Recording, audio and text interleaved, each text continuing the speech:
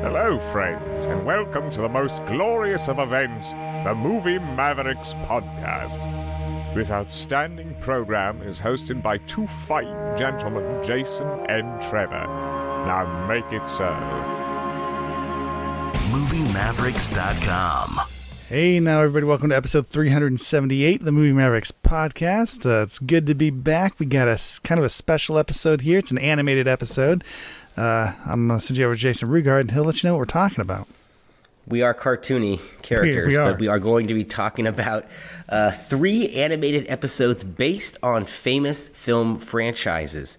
The first one is going to be James Bond Jr., that's self-explanatory, and then Rambo, as well as RoboCop. So 3 They're all rather blasts from the past. Self-explanatory, right? Yeah, I guess they are fairly self-explanatory. And I can't wait to get into talking about this. But first, I want to plug our social media. Check us out on Instagram, Movie Mavericks. Check us out, MovieMavericks.com. And if you're on YouTube, Spotify, wherever you're hearing this at, Stitcher, Apple, Pandora, please like, subscribe, Android. Do whatever you got to do. It costs you guys nothing. It means the world to us. If you want to support the show, it's a free way to do it. So help us out. Having said that, let's jump into the show tonight. You suggested this, right? This was your genesis of an idea? Yeah, sure.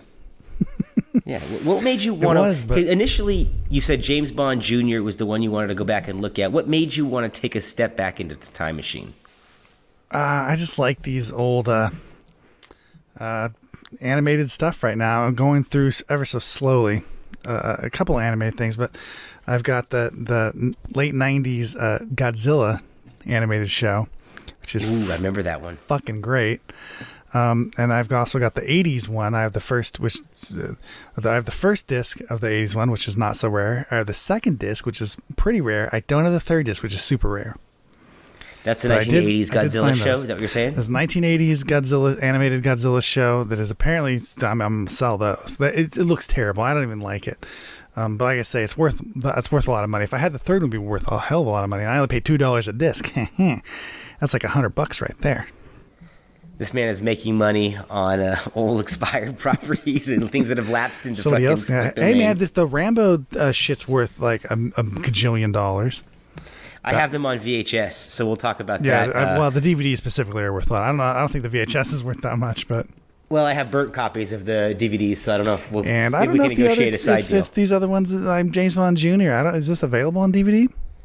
I don't know if this has ever been pressed. I mean, we watched, in full disclosure, we watched all 3 of these on our YouTube channel. So check out Movie Mavericks' YouTube channel. These will be all posted so that if you guys listen to this show, they'll be up already, and you guys can check these episodes out to see what you think of them and see if we're right on target or way off base. I don't think that these are routinely available. I know that the Rambo one was about 15 years ago, but I think that that's out of print there's now. Rambo DVDs. You have the whole series that's available, but not as a set. They're all separate DVDs, and they are out of print, and they are expensive. It's like over $100 to get all. I believe there's 6 of them. Very expensive. And I don't see a James Bond Jr. There's so many, surprisingly, there's so many cartoons from this era that I've forgot about, didn't even know about, but just are not available anywhere, except for YouTube, from people recording them off VHS and then putting them on YouTube, thank God. But, and some of the comments I saw were, I've been looking for this show since I was a kid and things like that. So there obviously is an audience for these. I mean, you see some of these old cartoons that have been uploaded to YouTube or other sources, and they have hundreds of thousands of views. So people are hungry to relive some of these shows. I would definitely buy a lot of this stuff. Yeah, like I said, I bought that Godzilla. I think might have been Mill Creek put that out. It's like $8 for the whole series. So yeah, I bought the shit out of that. Yeah, it's so cheap. How could you not? All of these cartoons like this should just be. I just dump them DVD. The quality is what the quality is. Like, I'm not worried about like restoring these in any way. I just want to watch the same shitty thing that they broadcast back in the day, which they all look like shit anyways. Yeah, these all looked like shit. I didn't know if it was because of the YouTube or if it was because just the source material and that too. wasn't I mean, you good. get higher quality. On the DVDs, obviously, but I just mean there's no need to retouch anything. Just dump from the actual source. Well, let's talk about, I don't know, which one do you want to start with here? Do you have a preference of the three that you want to start with? RoboCop, Rambo, with the James or James Bond. Bond Jr.? All right, let's talk about James Bond Jr. since this was your baby here. You got me to watch. Now, I got to admit, when did this come out? Was this early 90s, late 90s? Yeah. When was this? This was 91 to 92. 91 to 92. Okay, so I didn't get into this. I got to be honest, this is my first time ever watching an episode. I never had seen any of this. Around that time, the only animated show that I was watching was Batman the Animated Series. Had a hardcore love for that, but otherwise I was moving away from animated stuff and really just, watching action cinema. Yeah, but I do. Even watching this again, I love the action cartoon stuff. I like the explosions and the way the cheap animation is. People just driving. They just drive across the screen. That's the chase, Oh, absolutely. It's so cheap and just blows up. It feels like I'm a kid again watching some of this stuff. Like mostly it's your imagination that kind of you have to use that to add. It fills in the blanks a little bit, right? Yeah, well, quite a lot. But I'm just saying, like, I love the explosion animations and all that kind of stuff. Just, I don't know, like G.I. Joe, I liked for that same reason. This is a lot of these, well, actually all three of these shows, but pretty much every show around this era looks super similar. I mean, some are cheaper than others, but the animation style is so similar. I was going to say the exact same thing. It almost was like the same, that it was outsourced to the same, house, whoever did it, because the drawing, to varying degrees, some are a little bit more polished than others, but they all do have a certain, they're just not sharply drawn. I mean, it was all about the quickness of it. And you talked about G.I. Joe. They all owe a lot to G.I. Joe in that they shoot, nobody really dies. I mean, nobody dies at all. And when there's bad guys, they just get hurt or stunned. There's a lot of space kind of lasers being shot by everybody in these shows. But this James Bond, why was I surprised when the kid spoke and he had an accent? I don't know why I expected him to be an American kid. I know, me too. I didn't like it. I thought, God, it felt like a foreign TV show or something. I don't know. I didn't like it. And I don't like why do we name douchebags Trevor? I don't like it. I'm tired of that. I want to get the only, and maybe it makes sense because, like Journey to the Center of the Earth, you have Brendan Fraser playing me, Trevor Anderson. Literally. And he's cool, so that makes sense. But why are all the other Trevors such douchebags? Yeah, it never fails. By the way, it never fails. Every movie I see where there's a Trevor, if he shows up and he's kind of cool and everything, you're like, just wait. Just wait for it. There will be a reveal. This dude's a douchebag. So Trevor Anderson's unwritten rule of movie going is that if there's a Trevor in the film, expect him to be a dick. It's almost always guaranteed, except for me. When Brendan Fraser played me in Journey to the Center of the Earth. To clarify, that was Brendan Fraser's character name was Trevor Anderson in Journey to the Center of the Earth. Right, it was me. Trevor That's didn't my star story. In a biopic about his adventure going or anything like that. It's a true story based on my journey to the center of the earth. Exactly. It was a good trip. Good trip. Is it weird that they have the rights to the name James Bond, but they clearly don't have the rights to the music? I thought that was a ripoff too, especially watching the other ones. Right. Yeah, I just felt like the music sucks in this. And it's weird that the title song is sung in kind of a 70s throwback way to the James Bond stuff, like a Shirley Bass's way of doing things. And I thought, like, kids aren't going to grab that. That's who are they speaking to when they're doing this? So I thought that was a little odd that the music wasn't cleared, but the name obviously was. Because I like the villains, though, at least. Absolutely. I mean, they got some of the Bond stuff, I felt like, right for a kid's show, at least. But you're right, the music was not good. It's kind of like the Kingsman, basically. It's similar to that, yeah. I mean, because basically they go to like a school. Well, it's like a boarding school that they work, and he's like him, and like He-Man's there. And isn't that Trevor? And of course, no, that's not Trevor. Trevor's the arrogant douchebag. He's the cowardly guy. He's the guy who doesn't know how to play sports. Oh, that's right. He's the He-Man's just like he's like He-Man with long flowing gold hair.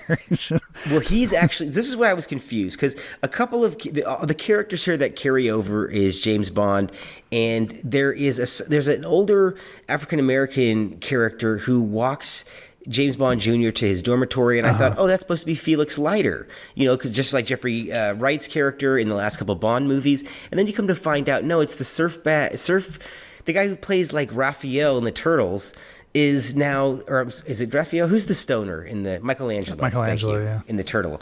It's like Michelangelo in James Bond Jr. now with this kid. He's Felix Leiter's nephew. But the most clever thing that they did here with the side characters that aren't the villains is that they gave his roommate is IQ. That's cute. It's clever that it's Q's grandson and that they're buddies. And then the second character I thought was cute was Phoebe, who's basically Miss Moneypenny to him. But I did like that they named the evil organization Scum. I don't know why I liked that so much, but I thought that was kind of cool. That's a really kid thing to do. I think I read that they were going to make one of these earlier than this, a couple years earlier than this. I guess it never happened, but that was just Spectre again. And this feels like when they keep saying Scum and stuff, I feel like, oh, this is like, that's a kid thing, right? Isn't that perfect? Like, because it's so ridiculous. Yeah, it's like calling somebody a scumbag or it's like obvious. Whereas Spectre is like feels a little more, I don't know, it feels too adult and classy, but Scum feels perfect for like just a 90s evil organization cartoon. Yeah, and then you got Jaws doing his thing, and of course they've redone the characters a bit to make them more cartoony. Specifically, he has like iron jaws now and stuff. But he's a perfectly cartoon character in that movie, in real life because of his otherworldly appearance almost. I think that was James perfect to choose him. It really, this, just like all three of these that we'll talk about, this existed to sell toys. So when they 100%. Reconfigured the Jaws character, that was to make him more appealing to a young toy buying audience. There are James Bond Jr. toys. I've seen them. They're available on eBay for anyone that really wants any. What's curious about this, though, is that this show came out in the time period when the franchise was in a lull over legal wranglings. This is between License to Kill and then Pierce Brosnan taking over in GoldenEye in 95. So this was the only revenue stream that a new material that was being produced of this character or this franchise. Which might be why it got released, this only lasted for one season, so it didn't really do anything great. I guess that's why we never saw it, because it's not very good. If I compare it to other TV shows, and as a kid, you got lots of other things to do than just watch TV. So I don't know. It has to be somewhat, eye-catching and like kind of just like a cool idea and stuff. And this just it really just didn't have it. The story is about Scum's leader. I didn't catch his name. I thought it was. I didn't even guess what his name was, but Jaws' boss I thought it was Scumbag, but you're right, it was Scum Lord. Thank you. That's a perfect name for the bad guy. I can't remember I don't think there were any other bad guys in this. I think Odd Job might make an appearance later in the series. I want to say I saw that toy on store shelves. I'm sure that a lot of Odd Job would be a good one. I'm sure there's a ton of them they're new. I'm sure, because I would have to imagine that they need if they're going to sell toys, you need a bunch of characters and stuff, and there weren't really that many good guy characters, so there must be a shitload of villains, right? Yeah, he didn't really have. Why would you want to buy IQ or Felix's grandkid or He-Man when you already have He-Man? Right, exactly. Yeah. And storyline here is that the Scum Lord wants to steal James Bond's Aston Martin because there's a magnetic pulse that it radiates, and it can freeze all the computers and paralyze and cripple England's financial institution, which I thought was kind of an adult plot for a kid's pilot animated show. Yeah, I think that's the other problem that it had. He was just trying to steal. Like, he wasn't really they should have introduced that character as really trying to do something truly evil, but in such a way like he's trying to take over something. He's trying to do something where you could grasp that he's a bad guy, not that he's trying to steal James Bond's car. Yeah, what it reminded me of was like a weak episode of Inspector Gadget, where they didn't, where the villain really wasn't even part of the overall story. It was just this other thing, and they had to throw in a villainous subplot so you knew who the bad guy was. Well, this really was just more of like a character introduction. episode, I guess, to introduce all the good guy characters. The problem is that the good guy characters are boring. I really I thought they were boring. The only one I remember is the Trevor guy, not just from his name, but because he was different than the other characters. Obviously, Bond and IQ I remember as well, but everybody else was just kind of there doing their thing. I couldn't imagine more episodes in which any of these people like have fleshed out storylines. No, there's nowhere to go. This is I don't want to say freak of the week or creature of the week, but your villain of the week type idea here. Everybody's there to support the main character. There can't be this is a one season. I mean, they've worked themselves into a hole in the first episode, I thought. Yeah, and it should be said it's one season, but there's a couple. I think Rambo. It's 65 episodes, right? Rambo's the same way, one season, but it's like I think Rambo's only one season. I think so too. I think it ran from about 86 only one season. But this is back in the day. These cartoons would run into the 60s, sometimes into the 80s of episodes per season. Unbelievable. Because they ran all summer and then they ran school year Saturdays. Yeah. So there was just a lot. So even though there's only one season of some of these shows, it's plenty. It's like 3 seasons worth of a regular show. Oh, yeah. If you got about 4 days to waste, go ahead and watch James Bond Jr.'s in its entirety. I'm sure I think you won't be sleeping for those 4 days. And you'll be insane afterwards. I don't. Yeah, exactly. And speaking with an accent, I believe. But that's just hearsay. Now, let's move on. Let's talk about Rambo next, because this one is, out of all 3 of the ones we're talking on the show, the one that I have the most affinity for. I was given a VHS copy of this that had 2 episodes on it for a Christmas present in 1986. I cherished this videotape. It was stolen by my cousin. I retrieved it. I still have it to this day, and it has a sticker on it that has his fucking name on it. It says Kyle on it. I got it back years later. I said, you got to give me that fucking thing back, or we're going to have a squabble. And he produced it. And I'm dead serious. I have this thing. I think I may have even showed it to you while we were in school. This is why we watched this? Because we didn't watch the pilot episode. Well, they didn't have the pilot episode available. This was the only one we could find, was this Raise the Yamato. Which is the 4th episode. The 4th episode of season 1. And, so we're coming in a little bit. Well, there's only one season. So. Right, yeah, I guess. So they're all. So, right, the 4th episode is season 1. But we're not getting character introductions or anything like that. But a couple of things that stood out to me. Way. I think so too. Because when this show came out, this came out right after Rambo 2, but before Rambo 3. So we're all your base of reference at this point is First Blood and Rambo 2, both rated R films, now given a kids show and a toy line spinoff, which I ate up as a kid. I bought all the toys. I wanted all the shit, the sticker books, all that kind of stuff. So I was all in on Rambo and this cartoon. Had you seen this prior to us watching this? Any of this stuff? No. Okay, so you're coming into it cold. The Rambo one, no. But to be fair, I knocked. What'd you think right off the bat? I was gonna say it was really good. I think I enjoyed this most out of all of them. The music is really good in this. Yes, I think. Is it not greatly aided by Jerry Goldsmith's iconic score, which is basically music. Entirely? It runs almost the entire thing. They do the same similar thing to what was it, Scrum? What was the James one? Scrum. This one is Savage. Scum. Yes.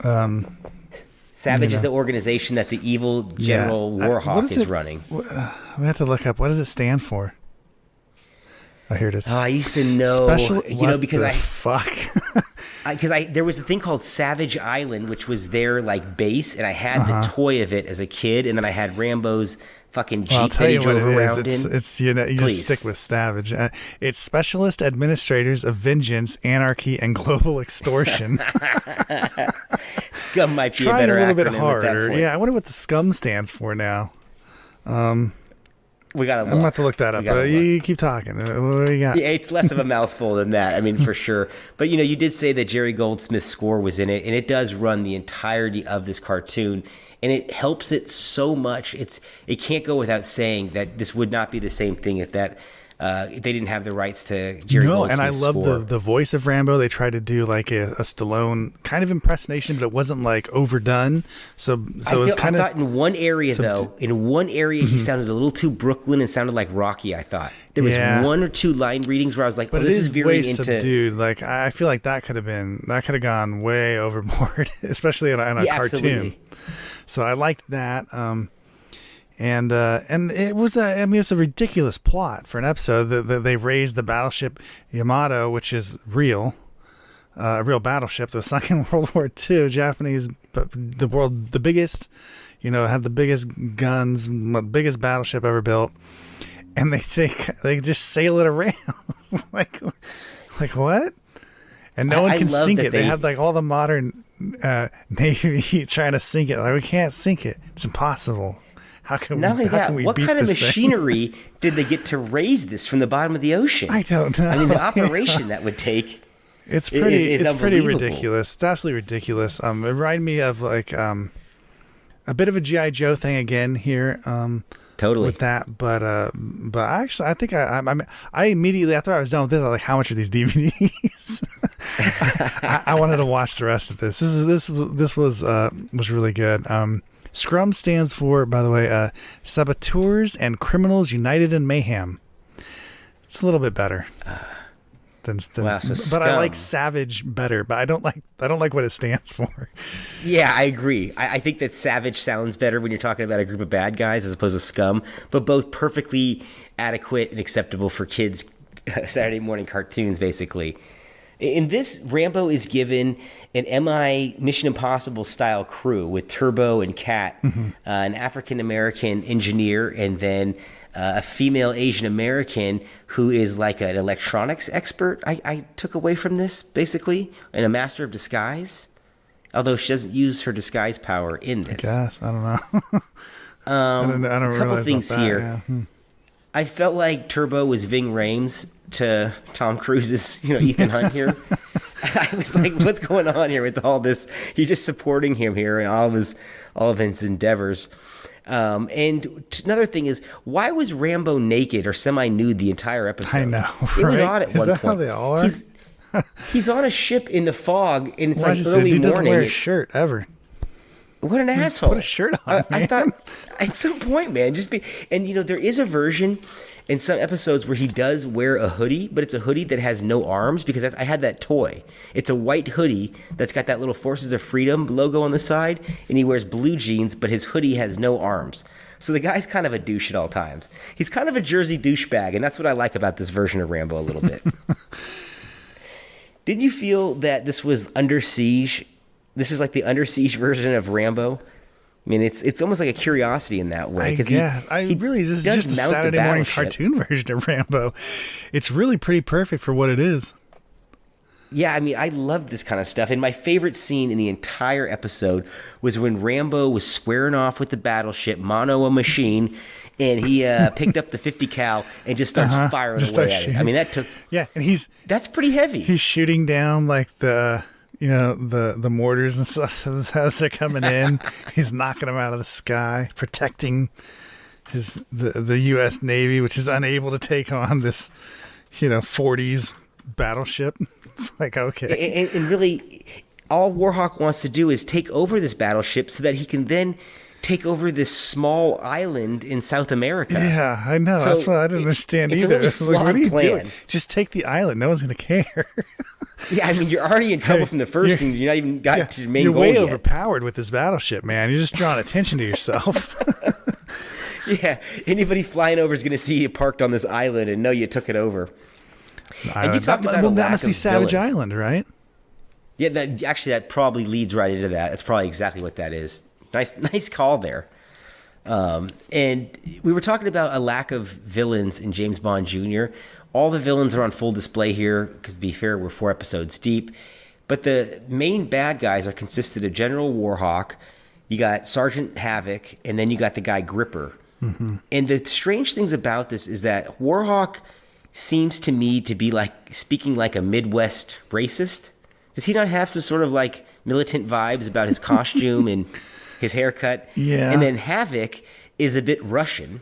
he's a direct pull from Rambo 2. He's the Russian in the helicopter who's strangling Stallone and he kicks him out. So that guy is actually present in Rambo 2. And then Gripper seems to be East German or something. So Warhawk's putting together like the UN of bad guys over here. Just was curious that they all had different kind of access and regional pulls. Yeah, I mean, I guess that's that. It was part of the time in which this was made. Yeah, I mean, those were the bad guys, obviously, right?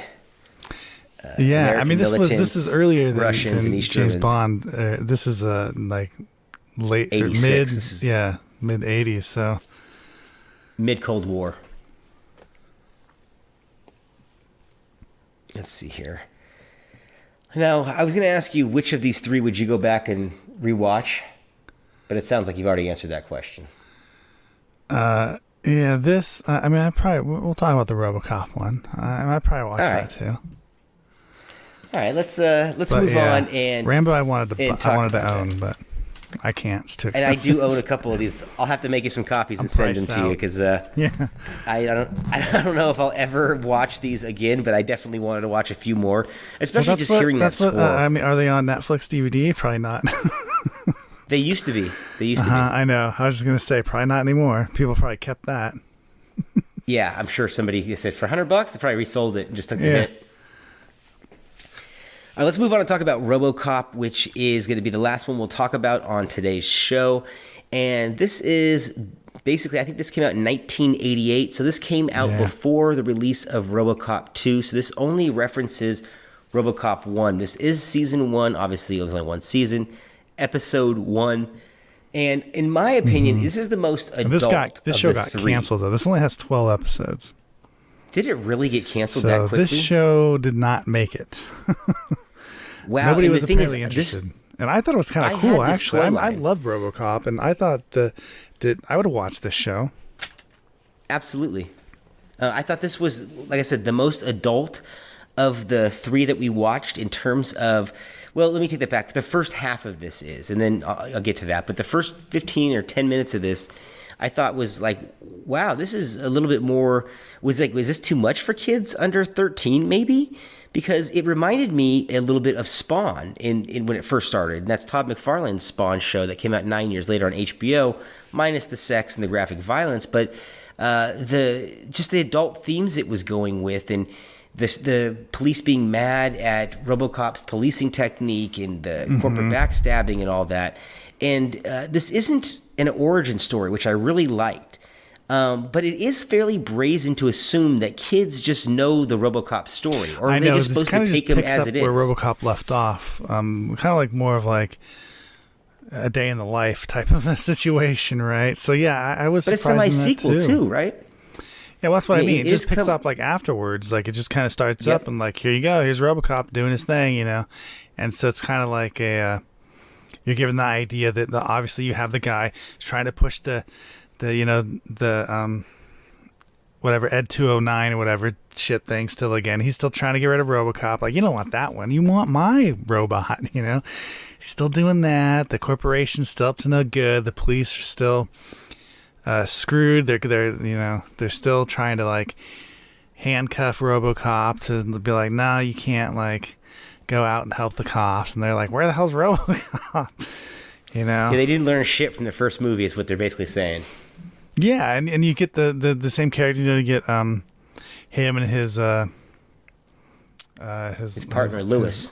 Almost love interest in this one. Like almost, it just felt like she was like, I don't know, ready to move in with him or something. Like they were just like inseparable almost.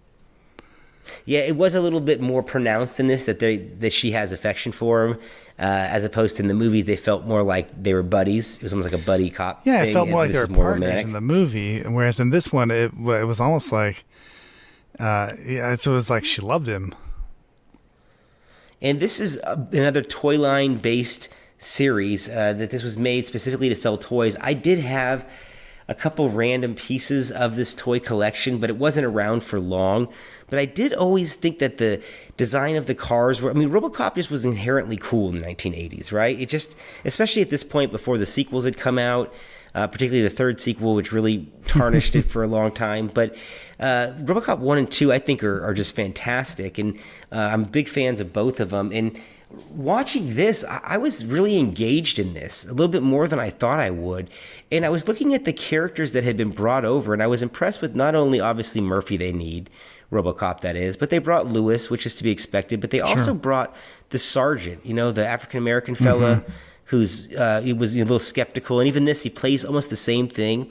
The old man, the OCP exec, who RoboCop saved his life at the end of the first one. The female scientist who gives RoboCop a big kiss on New Year's Eve in the movie. I mean, that's supposed to be that character, I believe, that's in this. So I liked that they were incorporating more so than the other two that we watched. This one really incorporated a lot more from the film into this episode. Now, the first 10 minutes I thought were really good when they were dealing with Ed 260, which is the upgraded version of the Ed 209. I thought this is really satirical, putting it as a traffic control device and it going crazy and shooting cars. I thought that was pretty funny. Really enjoyed that. I thought it got a little dumb when this gang of the Vandals popped up and went in the mall and were doing their business in there. But I don't know if that's because, was that like a toy line that they were going with, like a group of a gang of the Vandals, because they were fairly nondescript, so they're not going to offend anybody. They're just punk rockers. I feel like they were just someone to do something. I don't even know if they show up later on. I wouldn't be surprised if they never saw them again, really. I didn't know if they were working that into, because there's no clear-cut villain in this story outside of McNamara, and I don't know if that's this guy's war hungry, obviously. So, but I don't know if that's a reference to William McNamara of the Vietnam War era and all that kind of stuff. But I thought that was interesting. But he's the villain, and he's an executive. So who do you really have? I was watching this episode thinking, what would make me want to watch more of this? Because they don't have the music, which is sorely lacking here. Yeah. That Basil Polidaris music would have been. I don't know. I guess you have to watch some of the other episodes, but that is an issue with cartoons, isn't it? That they're extremely episodic, but you see the same people over and over again, but they don't necessarily connect very well. Yeah, that's true. Sometimes it's the most tenuous of connections of what the bad guys orchestrating for that episode. And this one, at least they brought the Ed 209 or 260 here. At least they brought that back. And I've always liked the idea of this Omnicorp, always being on the fence about RoboCop, no matter how much good he's done for the city, and he always continues to do. They're always looking for a way to maybe he's costing too much. We should shut him down. But he's proved himself over and over. Right. Well, they're bad guys. They want to be able to take over things, and RoboCop is like, out there doing good, and they don't really want to do good. They just want control. But this guy is clearly nuts. So why is he on the company payroll still? He barely listens to his boss. I'm sitting there going, McNamara, you're very insubordinate. Well, especially how many times does like the Ed series of stuff have to go insane and kill a bunch of people? How many times does that have to happen? How many bodies does it have in the R&D department? Yeah. Like maybe that's the one that we should close down. Not like, it's weird that the guy can show up and be like, maybe you should shut down RoboCop. And the old man's like, maybe. It's like, dude, what? This guy has no track record. Yeah, he's not proven himself at all, and you want to shut down your most viable resource of stopping crime. Yeah, it's but I did enjoy that. Now, the one thing I did notice, and it sparked a little memory here, was that there's a sequence in this when Murphy and Lewis pop out of the car and RoboDog pops out. Did you notice that? Yeah. That was definitely a toy they sold. I do remember RoboDog. I remember it, yep. Yeah, it was for the tie-in toy line. 100%. And I wonder, I don't know who had I don't know if it was Kenner or Hasbro or any of the big guys, or if it was just an offshoot that had the contract on who got to make these toys. But like I said, I don't recall them selling very well. But RoboCop has had a strange history on television, right? There's been a couple of television series or TV movie. There was a television series. There's a television series. There's another animated series at the end of the 90s. Was there another animated series? Yeah. I thought so. And then there was a TV series, and like you say, they're made for TV movies as well. Weren't they? And those were written by the original writers, I want to say. Those Prime Directive movies. Those were pretty good. Yeah. Follow-ups. Those are better than the remake we got. I tried to watch that remake again recently, and I just cannot get into it. It's such a... Here's the real question. Everything that's cool with RoboCop, they just erased it. And I don't even mean just like all the blood and guts and everything. Like just like look at the original design of RoboCop and then look at what they redesign is. It's not cool. Not only that, he gets killed by mafia members. He gets blown up when his car explodes by mafia members. That's the Punisher story. That's Frank Castle's story. That's not Alex Murphy's story. So that bothered me. But let me ask you this: which film would you rather rewatch? The remake of Total Recall or the remake of RoboCop? Oh my God! I know it's shit versus shit, but which one? I